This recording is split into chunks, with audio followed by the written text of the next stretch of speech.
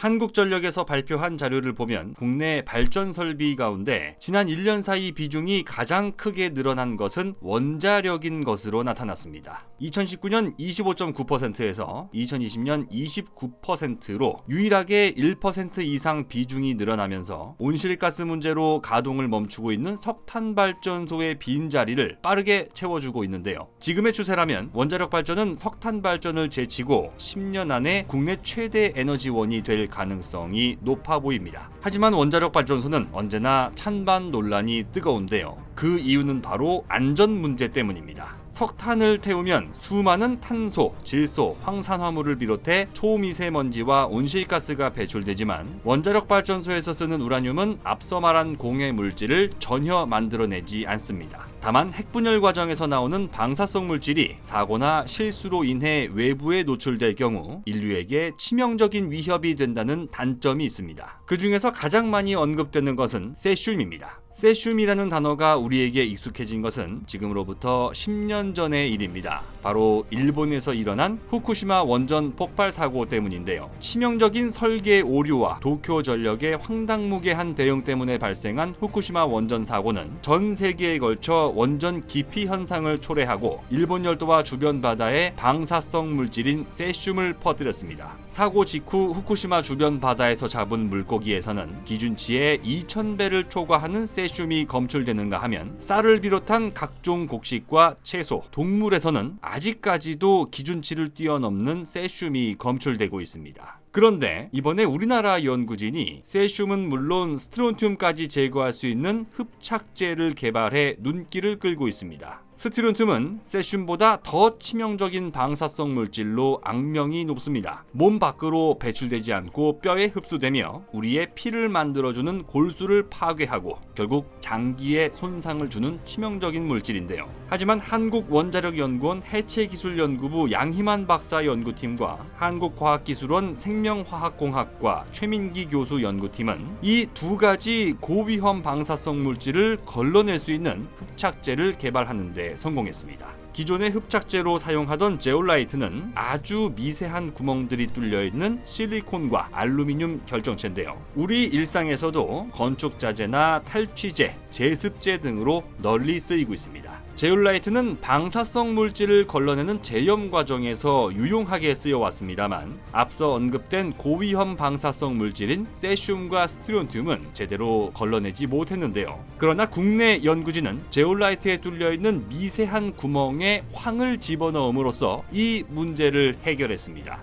왜냐하면 황은 세슘이나 스트론튬과 화학적으로 쉽게 반응한다는 특성을 갖고 있기 때문입니다. 연구진은 기존의 세슘 정화를 위해 쓰던 차바자이트형 제올라이트 질량의 10%를 황으로 채웠더니 세슘 흡착 선택성이 무려 7배 이상 증가한다는 사실을 밝혀냈습니다. 특히 황과 제올라이트 복합체를 이용해서 방사성 물질의 오염된 지하수를 정화해본 결과 97.5% 이상의 세슘과 스트론튬을 제거하는 데 성공했는데요. 이 수치는 원자력 시설 해체 과정에서 발생하는 대규모 오염수를 처리하는 데 바로 쓸 수 있는 수준이라고 합니다. 흡착제 개발을 이끈 한국원자력연구원 양희만 박사는 보도자료를 통해 제조 비용이 싸고 과정도 간단해 대량 생산에 적합하다며 현재 오염수 처리 공정에 사용되고 있는 일반 제올라이트를 바로 대체할 수 있어 상용화에 매우 유리하다고 평가했습니다. 이 기술은 지난달 우리나라는 물론 방사능 유출로 골머리를 앓고 있는 일본에서도 특허 등록을 마쳤으며 세계에서 가장 먼저 핵분열 과정을 통해 전기를 만든 미국에서도 특허 등록 심사를 거치고 있는 것으로 확인됐습니다. 10년 전 후쿠시마 사태로 전 세계의 외면을 받아왔던 원자력 발전. 하지만 이번 한미 정상회담에서 우리나라와 미국이 원전 사업 협력 방안 논의에 착수하면서 다시 한번 주목을 받게 될 것으로 보입니다. 2009년 아랍에미리트 바라카 원전 수주를 시작으로 한국형 원전의 세계 진출 신화를 썼던 대한민국. 이제 우리는 원자력 발전 기술뿐만 아니라 각종 위험한 방사성 물질로부터 인류의 안전을 책임질 수 있는 기술까지 개발하기에 이르렀습니다. 모처럼 기지개를 켠 원전 시장에서 대한민국이 다시 한번 신화 창조의 역사를 써내려갈 수 있기를 기대합니다. 곧 새로운 내용으로 다시 찾아뵙겠습니다. 좋아요 버튼과 구독 버튼을 눌러주시면 더 좋은 컨텐츠로 보답하겠습니다.